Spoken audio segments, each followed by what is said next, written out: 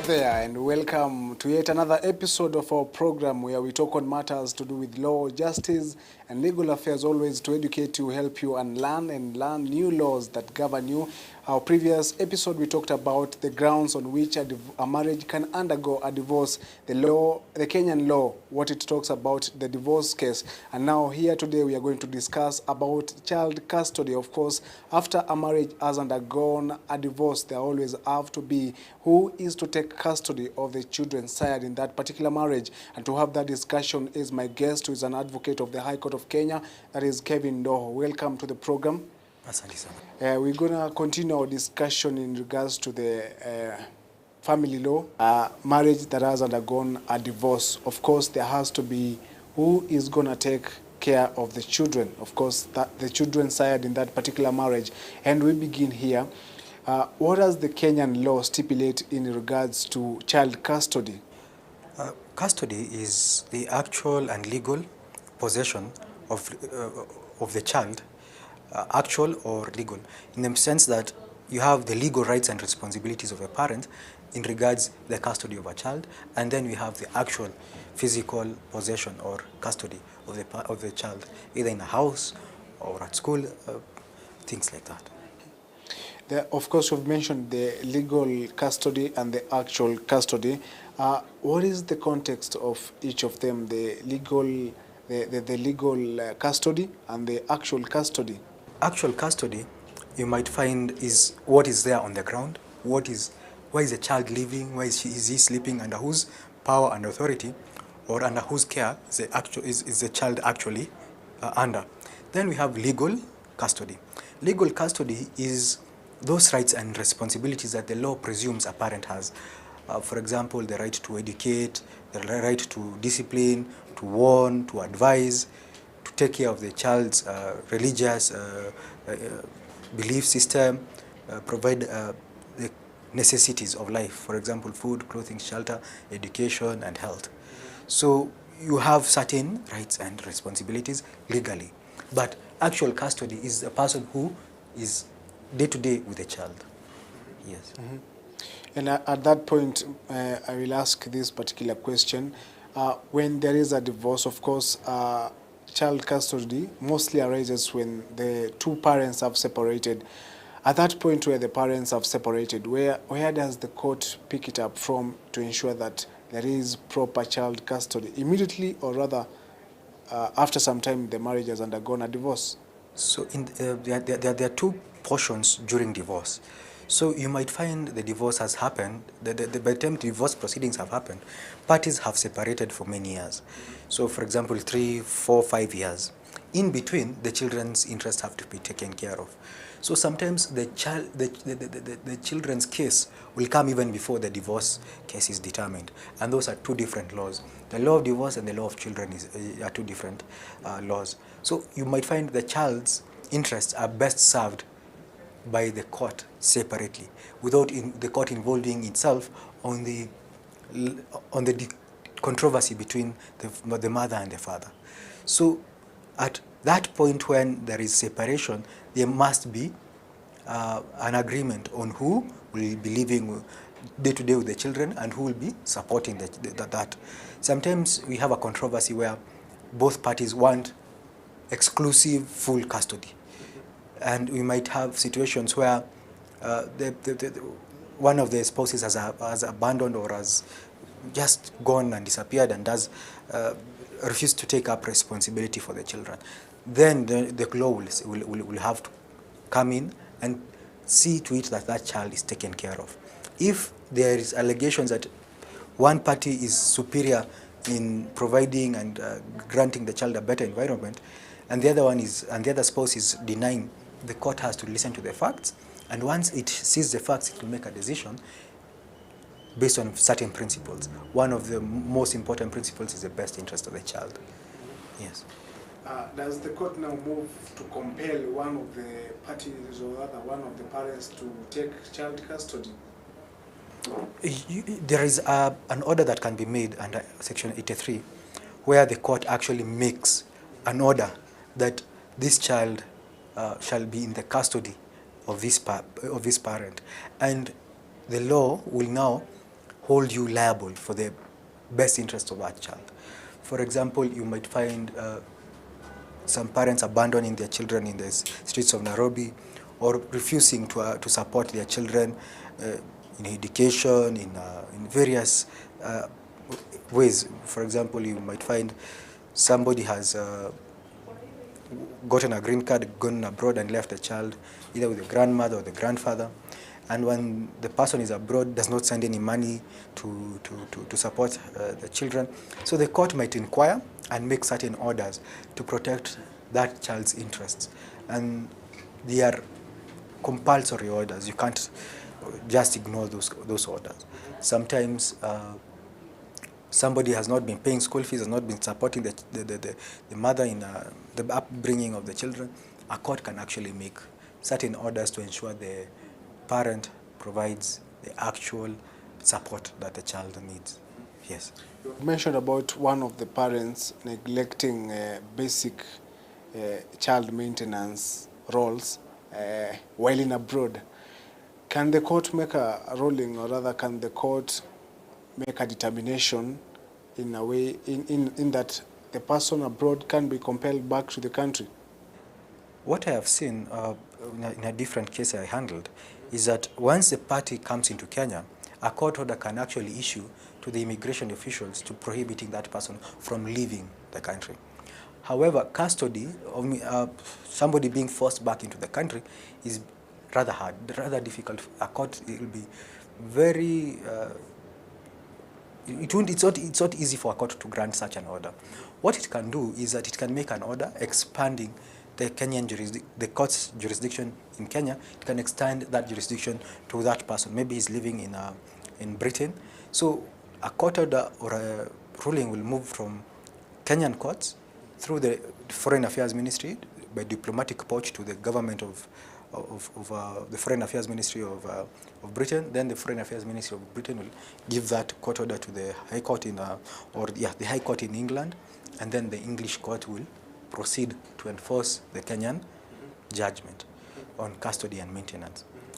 The difficulty we usually have is that this is an old law on maintenance of either a wife or of children. So you might find in some jurisdictions the law might have been permissive of enforcement of foreign judgments. For example, as here in Kenya, we have the Foreign Judgments Act, which seeks to recognize such judgments here in Kenya. For example, you might find, I've handled a case where the husband and wife living in Kenya have British citizenship. So the controversy revolved after the divorce. It was a Muslim marriage. So the wife left, or the mother left with the children. And now we were instructed to seek for the maintenance of the children in Britain.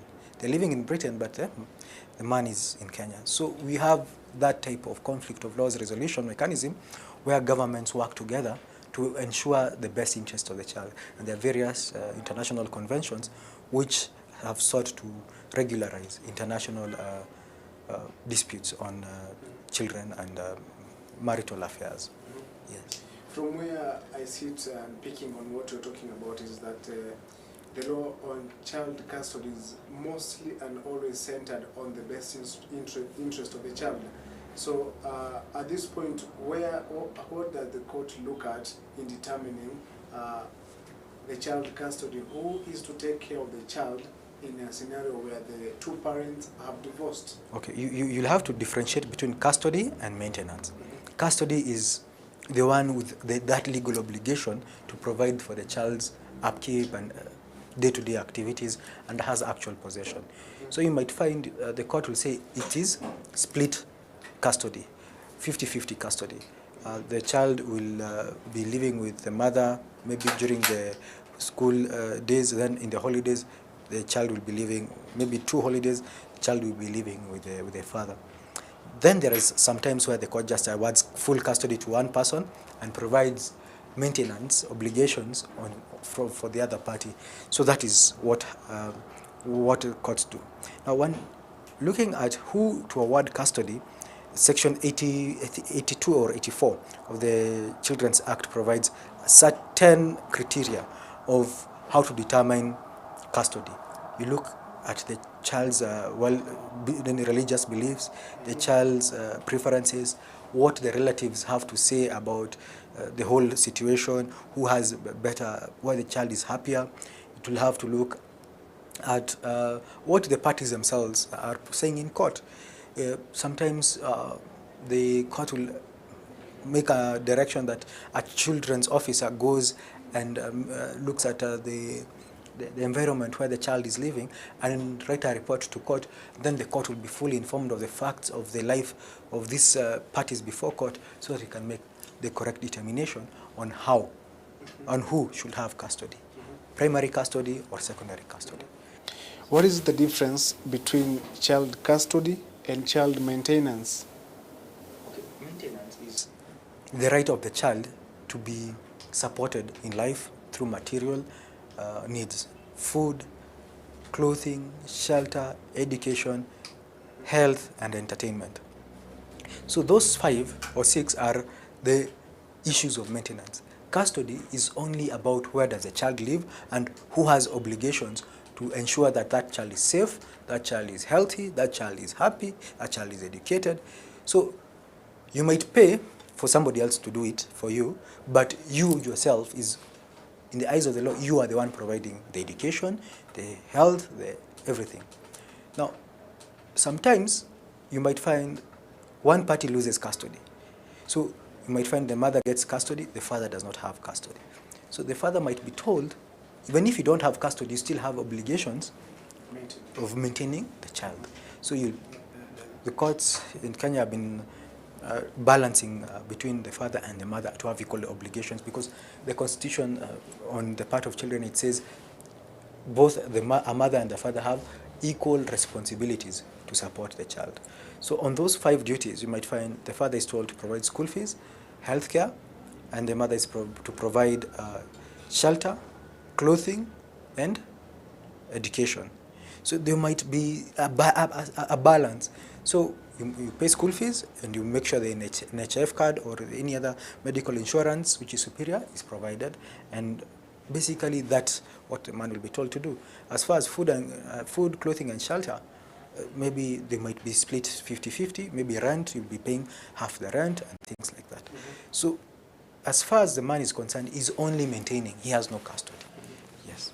And the issue of custody, the child, is it determined by what the court says in regards to the age of the children, the ability of the one of the parents to take care of, or assuming there's a 14-year-old, 7-year-old, 4-year-old, how does the court determine so that all of the children can have custody of a parent?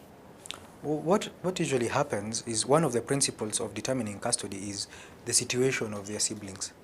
So it's usually difficult for a child to be split up from their siblings. So usually they go as a batch, they're not split mostly. So you might find yourself trying to prove the same issues, but now with different or more children involved. For example, where there is a separation and there are 3-4 children from the 4 issues from the marriage. So you might look at that. It's actually to obtain the best interest of the child. It's an investigation. It's an investigation that is being conducted by the court, so that once all these facts come out, the court now is able to make an informed and judicious decision on who should have custody and what type of maintenance, at what level will there be a good level of support for the child to grow and to prosper, or to come up as an upstanding citizen of this country. So those are the types of facts that the court has to interrogate. And what do they look at in a case where the children are of different ages? Of course, an older child and a younger child. Now that is now where wisdom comes in. That's why we make sure we have judges who are well educated and well acclimatized to life. So most of the time, no child has superior rights over the other children. So you might find yourself opening up yourself to certain questions when you try and have favoritism on one child. So both children have rights against the parents. They have the parents have obligations to all the children equally. So there is no superior child to the other. So you have to consider the type of situation where they will live a very comfortable and normal life as far as the parents can provide, or as far as the means of the parents is available to provide for the children. What if one of the children, per se, decides or makes a claim that he or she wants to be under this particular parent's custody, while the court has determined that this is the particular parent or rather guardian that is supposed to have custody of the children, but one of the children says, I want to be under the custody of this another parent. So what does how does the law now handle such a case? For the court will have, children are very sensitive, so the court do not make decisions on custody on the fly. They interrogate the issues, and one of the issues when considering who to award custody is what the child is saying. So either the parents will be told, go out of the room, let me talk to Baba here. Baba, who do you want to live with? Kwa nini? What's going on? So that the child is now able to speak, not to a big judge, but the judge tries, or the magistrate will try and make the child comfortable and ask about the wishes, the dreams, the aspirations of the child, so that by the time the custody of the child is being awarded, the child's interests have been known and are being protected.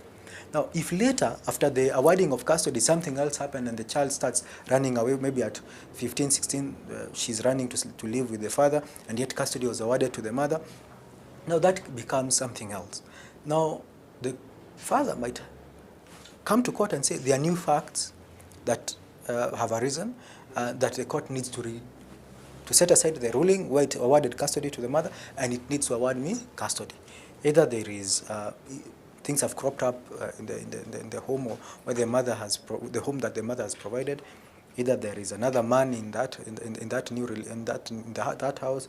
There are various financial difficulties, or basically there is issues to do with discipline, and so the courts will have to look at the entire issue again and determine who can continue with custody.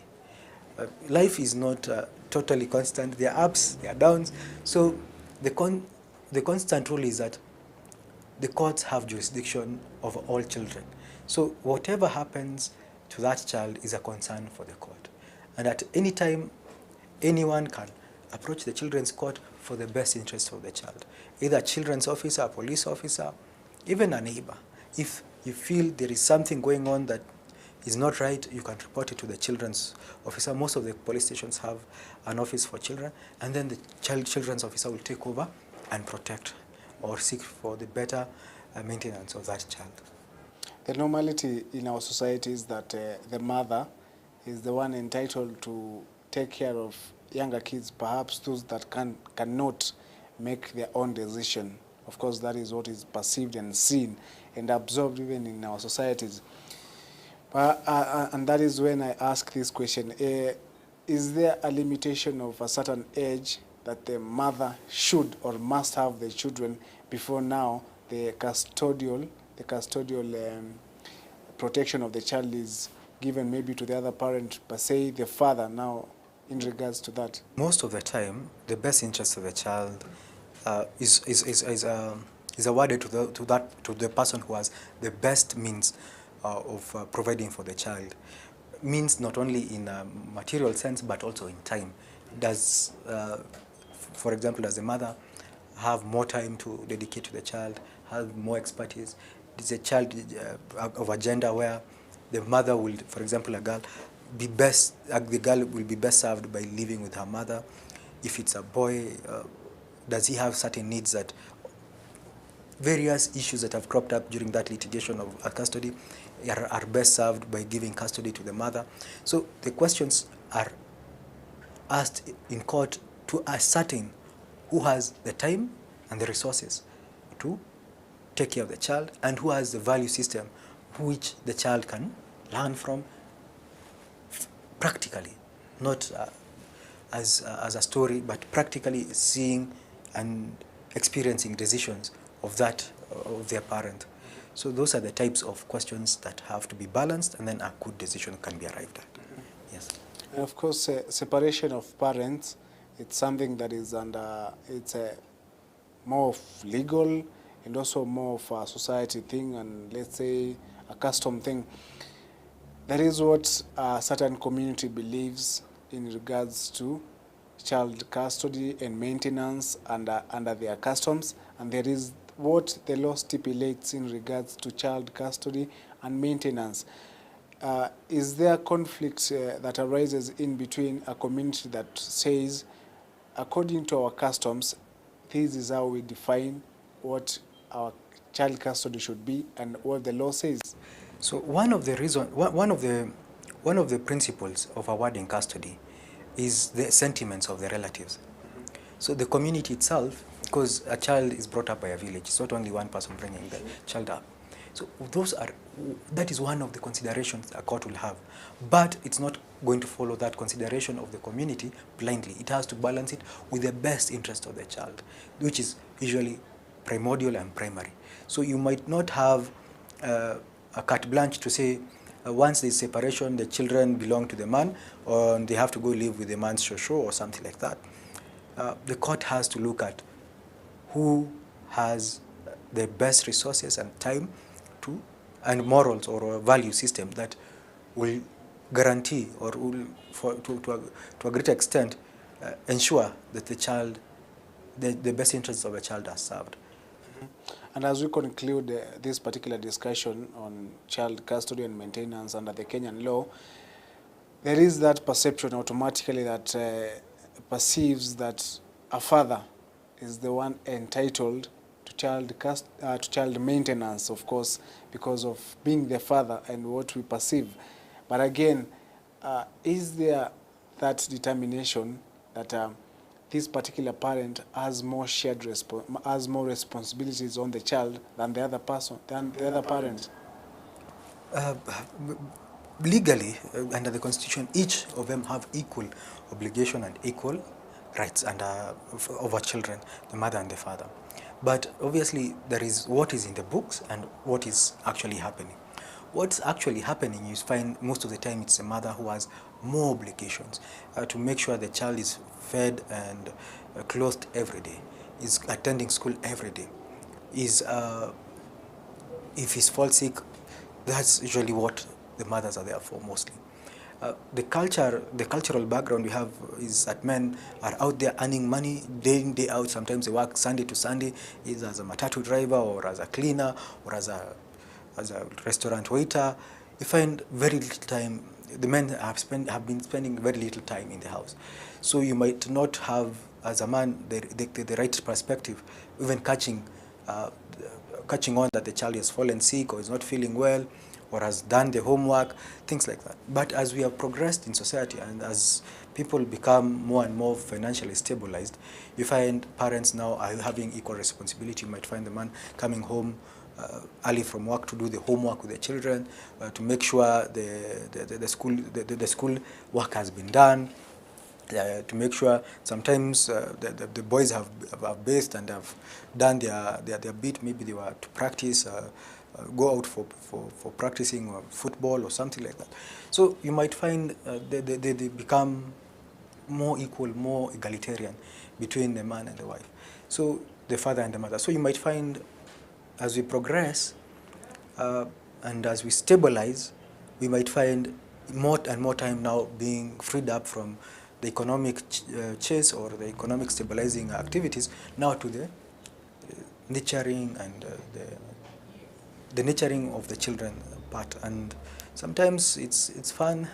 It's something that is a gift to in this life to have children, and I believe it's something that people have experienced very well for a long time. And finally, what happens if someone goes against the court directives in regards to child custody and maintenance? Now, when you disobey a court order, there is a process that you can follow under the Contempt of Court Act. But the most serious one is if it was abduction, if it was kidnapping, you'll face other ramifications under the Penal Code and under the Children's Code. So you might be answerable before a criminal court or before the same court that gave the order, but now for contempt of court. And now that will also lead to about 6 months, at most 6 months imprisonment. Yes. And that is where we end up this particular discussion. Thank you so much for making time to have this particular discussion. You're welcome. And that is our discussion in regards to child custody and child maintenance, where we've been talking about the law on what it says in regards to parents that have divorced in taking care of their children that was sired in that particular marriage. And because when there is a marriage, there is hope that people gonna stay forever. But comes a time where compelling reason arise and people separate. But the child is the most centered in regards to the Kenyan law. And that is where we wind up our discussion. Thank you for always making time to catch up with our episode. Remember, you can catch up with our previous episode on the law on divorce so that you can understand where we're coming from in regards to child custody. My name is Chris Sambo, and see you on the next episode.